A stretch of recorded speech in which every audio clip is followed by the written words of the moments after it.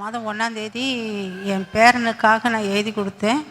அவன் வந்து 2 டிகிரி வாங்கியிருக்கிறான். ஆனால் பசங்க கூட சேர்ந்து வேலைக்கு போகாமல் ரொம்ப வேதனைப்படுத்தினான் எங்களை. ஆனால் போன மாதம் நான் ஐயாக்கிட்ட எழுதி கொடுத்தேன். 23ஆந்தேதி இன்டர்வியூ பண்ணாங்க, 27ஆந்தேதி வேலை கொடுத்துட்டாங்க. ஆனாலும் அவன் போகிற இடம் தொலைவு தான். அது மூணு நாளைக்கு முன்னே வண்டிக்காரன் இடிச்சிருக்கிறான். ஆனாலும் கர்த்தரை அவனுக்கு இடிக்காதபடி அந்த சோல்டர் பக்கம் எதுவும் இல்லாத ஆபத்து இல்லாத கொண்டு வந்தார். கர்த்தருக்கு ஸ்தோத்திரம். என் பேர் ஸ்வேதா.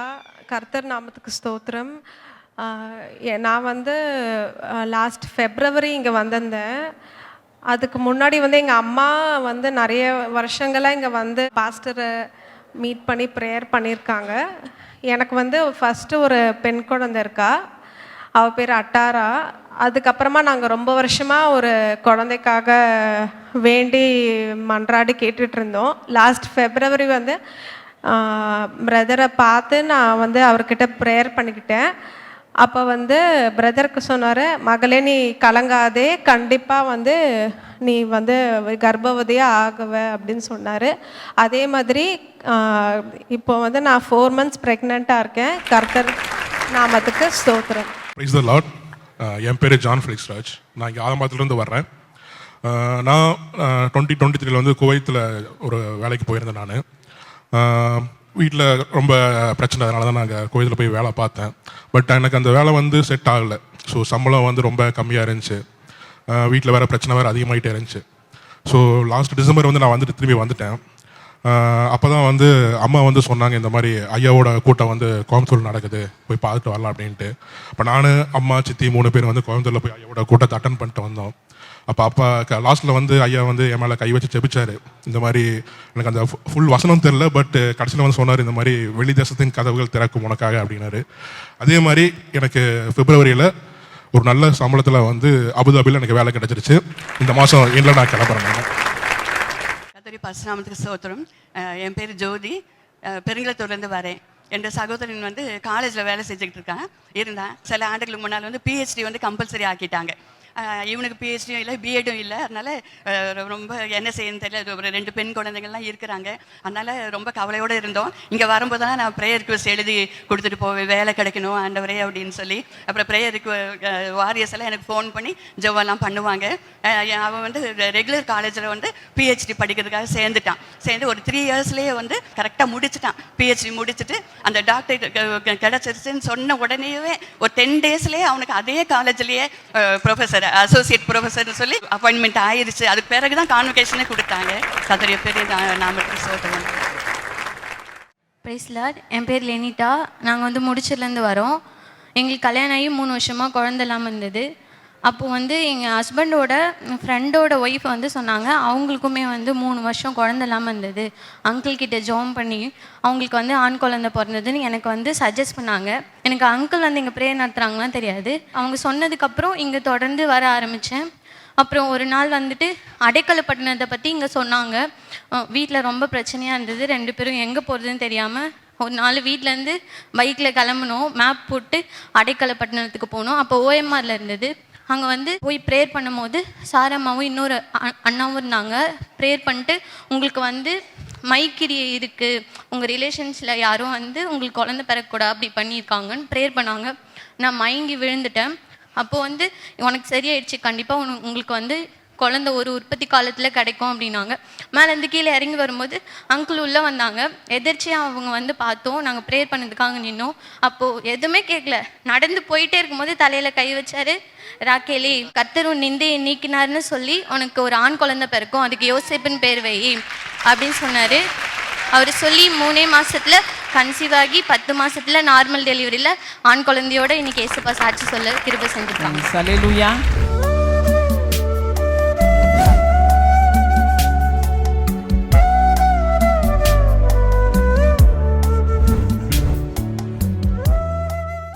கிறிஸ்துவுக்குள் மிகவும் பிரியமான எனதருமை சகோதர சகோதரிகளே, நம்மை சிருஷ்டித்தவரும் நம்மை உண்டாக்கினவரும் நம்மை ஒருபோதும் மறந்து போகாதவருமாகிய இயேசு கிறிஸ்துவின் இணையற்ற நாமத்தினால உங்கள் எல்லாரையும் வாழ்த்தி ஆசீர்வதிக்கிறேன். அல்லேலூயா. எல்லாரும் சந்தோஷமாக இருக்கீங்களா? அழகான ஒரு மங்கள வார்த்தை ஆண்டவர் இன்றைக்கு நமக்கு தீர்க்க தரிசனமாய் கொடுக்கிறார். ஏசாயா தீர்க்கதரிசியின் புஸ்தகம் 31ஆம் அதிகாரம் 5வது வசனம் இப்படியாய் சொல்லுகிறது. எடுத்து வாசிப்போமா? பறந்து காக்கிற பட்சிகளைப் போல, பறந்து காக்கிற பட்சிகளைப் போல சேனைகளின் கர்த்தர், சேனைகளின் கர்த்தர் எருசலேமின் மேல் ஆதரவாக இருப்பார். எருசலேமின் மீது ஆதரவாய் இருப்பார். அவர் அதை காத்து தப்ப பண்ணுவார். அவர் அதை காத்து தப்ப பண்ணுவார். அவர் கடந்து வந்து அதை விடுவிப்பார். அவர் கடந்து வந்து அதை விடுவிப்பார். ஆதரவு கொடுக்கிறவர் ஒரு மனுஷன் அல்ல, அண்ட சராசரங்களை உண்டு பண்ணி வார்த்தையினாலேயே உலகத்தை தொங்க விட்டு கொண்டிருக்கிற என் ஆண்டவர் சொல்றார், நான் உனக்கு துணையா இருக்கிறேன், நான் உனக்கு ஆதரவாக இருக்கிறேன். எனக்கு ஆதரவாய் இருப்பேன்னு சொல்லி ஆலயத்திலே வாக்கு கொடுத்த என் புருஷன் எனக்கு இப்போ ஆதரவாக இல்லை, ஏதோ ஒரு பேரளவு புருஷனாக இருக்கிறாரு. என் மனைவி எனக்கு ஆதரவாக இல்லை, ஏதோ உலகத்துக்காக கணவன் மனைவி மாதிரி ஒரு 4 சுவருக்குள்ளே நாங்கள் இருக்கிறோம்.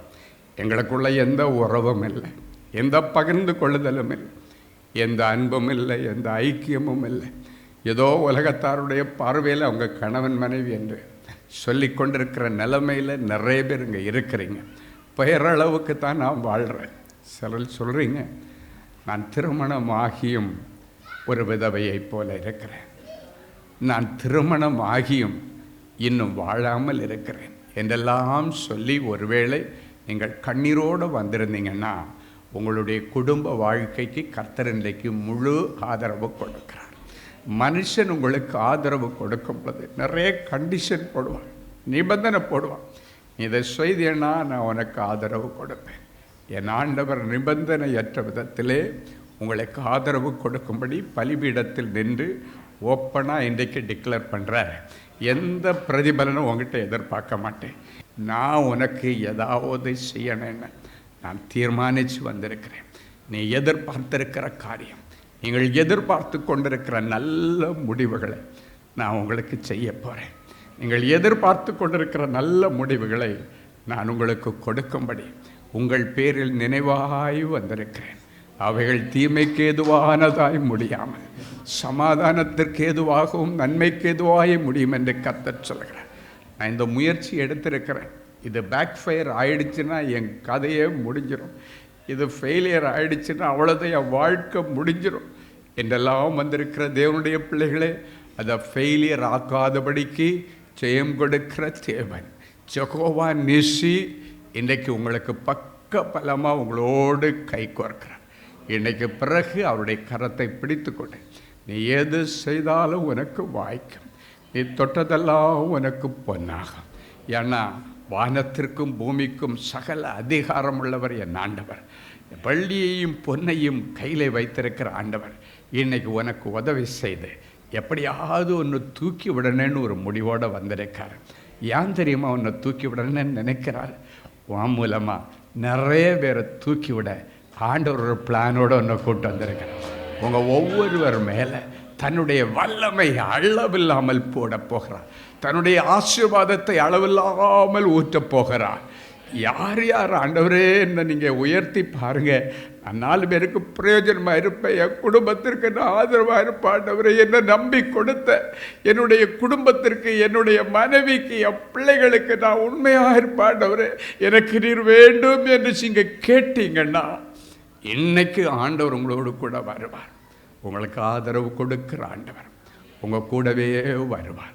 அவர் உங்கள் முன்னால் போனால் ஒரு வாசலால் உட்பிரவேசித்து கோணல் மாணல் எல்லாத்தையும் செம்மையாக்கி கரடு முரடு எல்லாத்தையும் சமநிலைப்படுத்தி உங்கள் வாழ்க்கையில் சமாதானத்தை கட்டளையிடுவார். அன்றைக்கு ஏசப்பாவை பார்க்கணுன்னு ஆசைப்பட்ட சகைக்கு வீட்டுக்கு ஆண்டவர் போனார். போய் அந்த வீட்டிற்கே ரட்சிப்பு வந்தது. இன்னைக்கு உங்களுக்கு ஆதரவு கொடுக்கிற ஆண்டவர் உங்கள் முழு குடும்பத்திற்கும் ரட்சிப்பை கொடுக்கும்படி உங்களோடு கூட வருவார். அவன் சந்தோஷமாக இயேசுவை கூட்டிட்டு போனான். இன்னைக்கு இயேசுவோட சந்தோஷமாக புறப்பட எத்தனை பேர் ஆயத்தமாக இருக்கிறீங்க? கரங்களை உயர்த்தி ஒரு ஆமேன்னு சொல்லலாமா? அல்லேலூயா. உயர்த்தி பிடித்திருக்கிற உன்னுடைய கரத்தை கர்த்தர் இப்பொழுது பிடித்து விட்டார். உன் கரத்தை பிடிச்சிட்டு சொல்கிறாரு, இனி யார் உன்னை கைவிட்டாலும் நான் உன்னை கைவிட மாட்டேன்.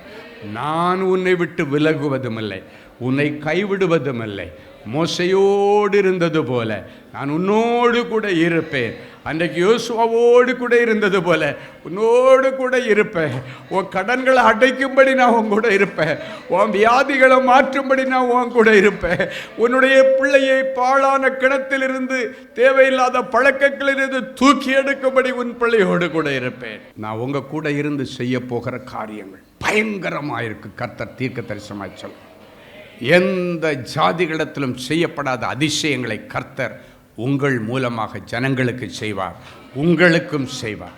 என் அன்பு தேவனுடைய பிள்ளைகளை, இன்னைக்கும் உங்கள் இருதயத்தை மட்டும் ஆண்டவருக்கு விட்டு கொடுத்து பாருங்க. ஆண்டவர் உங்கள் இருதயத்திலிருந்து செய்கிற காரியங்கள் பயங்கரமாக இருக்கும். அது எல்லாருடைய கண்களுக்கு ஆச்சரியமாக இருக்கும். ஆண்டவர் அற்புதங்களை செய்யும்போது ஒரே ஆச்சரியம், என் மூலமாவா இது நடந்துச்சு? நான் சில நேரத்தில் சொல்லுவேன் ஆண்டவர்கிட்ட, பெரிய சாட்சியெல்லாம் சொல்லுவாங்க ஜனங்கள். ஆண்டவர் கொடுத்த மங்கள வார்த்தையை பிடித்து கொண்டு போய் அவைகள் நிறைவேறும் பொழுது, அந்த சாட்சி சொல்லும் பொழுது ஆண்டவர் சந்தோஷப்படுறாரு. எப்படியோ அதே போல் நான் சொல்ல, ஆண்டவரை எனக்கா எத்தனை கிருபை, எனக்கா இவ்வளவு வரங்கள், என்னால் நம்பவே முடியல ஆண்டவரே. அந்த குவாலிஃபிகேஷனை பார்த்து அபிஷேகத்தை வைக்கிறவர் அல்ல. உன்னுடைய அழகை பார்த்தோ, உன்னுடைய ஃபேமிலி பேக்ரவுண்டை பார்த்தோ அவர் உண்மையில் அபிஷேகத்தை வைக்கிறவர் அல்ல. உண்மையாக ஆண்டவருக்காக எதையாவது செய்யணும்னு நீ தீர்மானிச்சேன்னா, உன் மேலே நீ நினைக்கிறதற்கு மேலாக அபிஷேகத்தை ஊற்றி உன் பாத்திரம் நிரம்பி வழியும் பொழுது, இந்த நிரம்பி வழிகிறத அடுத்தவங்க மேலே நீ கோரி ஊற்றும் போது அவங்க மேலே எல்லாம் கர்த்தருடைய வல்லமை இறங்கும். அவங்களுக்கெல்லாம் அற்புதங்கள் நடக்கும், அவங்களுக்கெல்லாம் அதிசயங்கள் நடக்கும். இன்னைக்கு அந்த ஆண்டவர் தான் சொல்கிறாரு, நான் உனக்கு ஆதரவாக இருக்கிறேன். ஹல்லேலூயா. உன் கடனை பற்றி கவலையப்படாத. ஆண்டவர் சொல்லிட்டார், நான் உனக்கு ஆதரவாக இருப்பேன். தேவைகளை குறித்து கவலைப்படாத. அவர் யெகோவா ஈரே. கர்த்தருடைய பர்வதத்தில் எல்லாம் பார்த்து கொள்ளப்படும். முடிஞ்சிருச்சு ஈசாக்குடைய லைஃப்னு ஆபிரகாம் நினச்சிருக்கலாம். ஆனால் அந்த முடிஞ்சு போகிற நிலைமையில் ஒரு புதிய அத்தியாயத்தை உண்டு பண்ணுகிற ஆண்டவர், அந்த புதிய அத்தியாயத்திற்காக ஆண்டவர் எவ்வளோ பிளான் பண்ணி அங்கே ஒரு முட்செடியில் ஒரு சிக்க வச்சு ஒரு ஆடை வச்சுருந்தார்ல. உனக்கு ஒரு புதிய வாழ்க்கையை கொடுப்பதற்காக உனக்கு அருகாய் மேலே ஒரு புதருக்குள்ளால் ஏதோ ஒரு ஆடு உனக்காக அங்கு தங்கி இருக்கும். ஏதோ ஒரு நீரூற்று உனக்காக அங்கு தங்கி இருக்கும். அவர் சொல்லியும் செய்யாதிருப்பாரோ? அவர் சொன்னதை சொன்னபடி செய்கிற ஆண்டவர். அவர் எப்படி ஆதரவு கொடுப்பாராம் தெரியுமா? பறந்து வந்து ஆதரவு கொடுப்பார். டக்குன்னு நினைக்கிறதுக்குள்ளால வந்துடுவார். இந்த இடத்துல என் பிள்ளைக்கு ஆதரவு தேவை, என் பிள்ளை தனியாக கிடக்கிறான், அவன் அழிஞ்சிடக்கூடாதுன்னு சொல்லி பறந்து காக்கிற பட்சியை போல் அவர் எருசலேமுக்கு ஆதரவாக இறங்கி வருவாராம். இன்றைக்கு எந்த ஒரு பிரச்சனையின் கடலுக்குள்ளால நீங்கள் கிடந்தாலும் இன்றைக்கு பறந்து காக்கிற பட்சியை போல ஆண்டவர் இறங்கி வந்து உனக்கு ஆதரவு கொடுத்து, நீ சிக்கி இருக்கிற அந்த பிரச்சனையிலிருந்து உன்னை காத்து தப்ப பண்ணி உன்னை விடுவித்து வெளியே கொண்டு வந்து இனி விடுதலையோட உன் வாழ்க்கையை ஓட்ட கர்த்தர் உனக்கு உதவி செய்வார். ஹல்லேலூயா. உலகம் எல்லாம் முடிஞ்சிருச்சுன்னு சொல்லலாம். அவன் இனி எழும்புவதில்லை. படுக்கையில் கிடக்கிற இவன் எழும்புவதில்லை. ஊழியத்தில் விழுந்து போன இவன் எழும்புவதில்லை. படிப்பிலே தோற்று போன இவள் இனி எழும்புவதில்லை. வேலையிலிருந்து துரத்தப்பட்டவன் இனி இவன் எழும்புவதில்லை என்று அநேகர் உன்னை குறித்து சொல்லிக் கொண்டிருக்கலாம். ஆனால் கர்த்தர் சொல்லுகிறார், அவர்களோ முறிந்து விழுவார்கள், நீயோ எழுந்து நிமிர்ந்து நிற்க போகிறாய். ஹல்லேலூயா. அதை உன்னை சுற்றி இருக்கிற ஜனங்கள் பார்ப்பார்கள். உன்னை சுற்றி வேடிக்கை பார்க்கிற ஒரு கூட்டம் இருக்கிறது. இவன் கீழே இறங்கி விழுந்துட்டான்னா அவன் முதுகு மேலே நடந்து போகிறான். அப்படி ஒரு அருமையான வசனம் இருக்கு. உன்னுடைய விரோதிகள் நீ கீழே விழுந்த உடனே உன்னுடைய முதுகை தரையாகவும் உன்னுடைய முதுகை ஒரு வீதியாகவும் நினைத்து உன் முதுகுக்கு மேலே நடந்து போய் உன்னுடைய முதுகையே அவர்களுக்கு பஞ்சமத்தையாய் பயன்படுத்த வேண்டும் என்று ஆசைப்பட்டார்கள் அல்லவா? அவர்கள் முன்னிலையிலே கர்த்தர் இன்றைக்கு உனக்காக ஒரு பந்தியை ஏற்படுத்துவார். அவர்கள் முன்னிலையிலே உன் தலையை எண்ணெயினால் அபிஷேகம் பண்ணி இனி நீ தலை நிமிர்ந்து வாழ கர்த்தர் உதவி செய்வார். ஹல்லேலூயா. தாவீது சொல்லுகிறான், ஆனாலும் கர்த்தாவே, நீர் எனக்கு கேடக்கமும் நீர் எனக்கு மகிமையும் நீர் என் தலையை நிமிர பண்ணுகிறவருமாயிருக்கிறார். என் அன்பு தேவனுடைய பிள்ளைகள், அவன் சொல்லும் பொழுது அவனுடைய நிலைமை என்ன தெரியுமா? நான் இப்போ சொன்ன மாதிரி தான். அவனை கீழே போட்டு அவனுடைய முதுக ஒரு தர மாதிரி, ஒரு வீதி மாதிரி நடந்து போகிற ஒரு சூழ்நிலை. குடும்பம் வெறுத்து விட்டது. அக்கம் பக்கத்தில் இருக்கிற ஜனங்கள், பெலிஸ்தியர்கள் எல்லாரும் வெறுத்து விட்டார்கள். இந்த சூழ்நிலையிலே அவன் இருதயம் கொந்தளித்து கொண்டிருக்கும் பொழுது என் கர்த்தரை அவன் பிடித்து கொண்டான். அவன் சொல்ற, ஆண்டவரே, இந்த சங்கீதம் 3 பார்த்தீங்கன்னா என்னை பற்றி உண்மையா அவங்களுக்கு தெரியாதது எல்லாத்தையும், இல்லாததையும் பொல்லாததையும் குறித்து, என் ஆத்துமாவை குறித்து அவர்கள் தப்பு தப்பாக பேசிட்டு இருக்காங்க ஆண்டவரே. அதான் 1-2 அந்த சங்கீதம் 3 1-2 வசனங்கள். ஆனால் 3வது வசனத்தில் சொல்கிறேன், அவங்க என்ன வேணாலும் பேசிட்டு போட்டு ஆண்டவரே, ஆனாலும் கர்த்தாவே என்று பரிதாபமாய் ஆரம்பிக்கிறான் 3வது வசனம். ஆனாலும் கர்த்தாவே, நீர் எனக்கு கேடமா, நீர் எனக்கு மகிமை, நீர் என் தலையை உயர்த்துகிறவருமாயிருக்கிறீர், என் தலையை நிமிர பண்ணுகிறவருமாயிருக்கிறீர் என்று அவன் விசுவாசத்தோட அந்த சங்கீதம் 3 பாடுகிறதை நீங்க பார்க்கலாம். அப்ப பாருங்க, ஆண்டவரே, அவங்க என்ன வேணாலும் சொல்லிட்டு போட்டு நீர் எனக்கு ஆதரவாயிருக்கிறீர் என்று சொல்லுகிறார். நீர் எனக்கு ஆதரவாயிருக்கிறபடியினாலே நான் வெட்கப்பட்டு தலை குனிந்த இடத்திலே நான் தலை நிமிர்ந்து வாழ்வேன் என்று இந்த சங்கீதம் 3:3 அழகான ஒரு பாடலை பாடுகிறான். அல்லேலூயா. ஆமாப்பா, என் சத்துருக்கள் எவ்வளவாய் பெருகி இருக்கிறார். என் ஆத்துமாவை குறித்து தபதபா பேசுறாங்க ஆண்டவரே. ஆனாலும் நீர் எனக்கு கேடகமாகும், எனக்கு மகிமையாகும், என் தலையை உயர்த்துகிறவருமாய் எனக்கு ஆதரவாயிருக்கிறீர் என்று சொன்னபொழுது, ஆண்டவரே, நீர் பறந்து காக்கிற பட்சியை போல இறங்கி வந்து தாவீதுக்கு ஆதரவாய் இறங்கி வந்து அவருடைய சத்துருக்கள் எல்லாம் அழித்து போட்டு 40 வருஷம் சமாதானமாய் இஸ்ரவேலை அரசாள உதவி செய்த தேவனே, இன்றைக்கு என் பிள்ளைகளுக்காக நீர் நேரடியாய் இறங்கி வாரும். என் பிள்ளைகளுடைய பெயரை கெடுத்தவர்கள், என் பிள்ளைகளை குறித்து இல்லாதது பொல்லாதது பேசி திரிந்தவர்கள், அவர்கள் முன்னிலையிலே கர்த்தர் என் பிள்ளைகளுக்கு ஆதரவாய் இறங்கி வந்த தாவீதுனுடைய அரசாட்சி அவன் கையிலே ஒப்பு கொடுத்த ஆண்டவர் என் பிள்ளைகளுக்காக ஆயத்தம் பண்ணி வைத்திருக்கிற எல்லா ஆசீர்வாதங்களையும் இன்றைக்கு எடுத்து என் பிள்ளைகளுடைய கையிலே நீர் கொடுத்து கர்த்தர் என் பிள்ளைகளுடைய தலையை நிமிர பண்ணும். நீர் அப்படி செய்கிறதற்காக உமக்கு நன்றி, உமக்கு நன்றி. இயேசுவின் மூலம் பிதாவே, ஆமென். ஜெனசிஸ் கிரியேஷன்ஸ் மீடியா அகாடமி நடத்தும் சம்மர் பிரேக் ஸ்கில் மேக் பள்ளி பயிலும் மாணவ மாணவியருக்கு ஒரு அரிய வாய்ப்பு. இந்த வருடம் கோடை விடுமுறையை முன்னிட்டு எங்களது ஜெனசிஸ் கிரியேஷன்ஸ் மீடியா அகாடமியின் மூலம் குறைந்த கட்டணத்தில் 7 தினங்களில் photography, videography, Photoshop, video editing ஆகிய தொழில் கல்விகளை மிக சிறந்த முறையில் பயிற்றுவிக்க நாங்கள் திட்டமிட்டு உள்ளோம். மேலும் விவரங்களுக்கு 7824850999 என்ற எண்களை தொடர்பு கொள்ளவும். கிறிஸ்துவுக்குள் அன்பானவர்களே, ஆண்டவராகிய இயேசு கிறிஸ்துவின் இனிய நாமத்தில் அன்பின் வாழ்த்துக்கள்.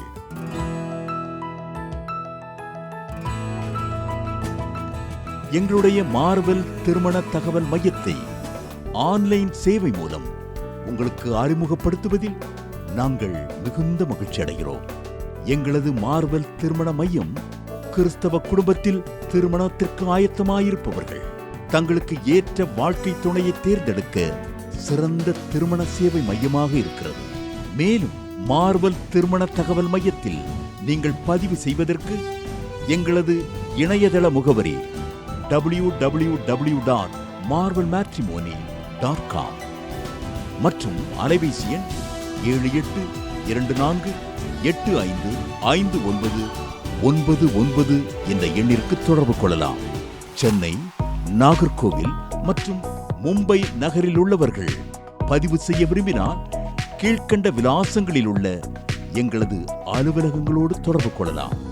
Email info@marvelmatrimony.com. ஆண்டவர்தாமே உங்களை அளவில்லாமல் ஆசீர்வதிப்பாராக. அன்பு தேவனுடைய பிள்ளைகளே, இந்நிகழ்ச்சியின் மூலம் நீங்கள் பெற்றுக்கொண்ட ஆசீர்வாதங்களையும் உங்கள் ஜெப விண்ணப்பங்களையும் அனுப்ப வேண்டிய முகவரி தேவனின் அன்பு ஊழியங்கள், எண் 340B பார் 1A 3B1 Vinayak avenue OMR road Okkiyam Thoraipakkam Chennai 600097. இது இந்தியன் ஆயில் பெட்ரோல் பங்க் எதிரில் அமைந்துள்ளது மற்றும் காக்னிசன்ட் டெக்னாலஜி சொல்யூஷன்ஸ் அருகிலும் அமைந்துள்ளது. மின்னஞ்சல் prayer@godsloveministries.co.in. எங்களது இணையதளம் www.godsloveministries.co.in. மேலும் 24 மணி நேர ஜெப உதவிக்கு 04454479999 மற்றும் 9941950999 என்ற எண்களுக்கு தொடர்பு கொள்ளுங்கள். கர்த்தர் தாமே உங்களை ஆசீர்வதிப்பாராக.